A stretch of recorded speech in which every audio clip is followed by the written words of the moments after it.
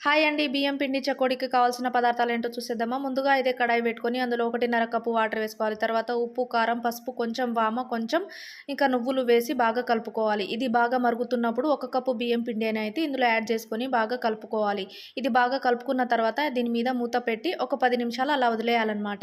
తర్వాత ఇది కొంచెం గోరువెచ్చగా అయినప్పుడు ఇలా చేత్తో ఇలా ఒక దగ్గర అంతా ముద్దలాగా చేసుకోవాలి. తర్వాత ఇందులో నుంచి కొంచెం కొంచెం తీసి ఇలా వీడియోలో చూపిస్తున్నట్టుగా చకోడీలనైతే ప్రిపేర్ చేసుకోవాలన్నమాట.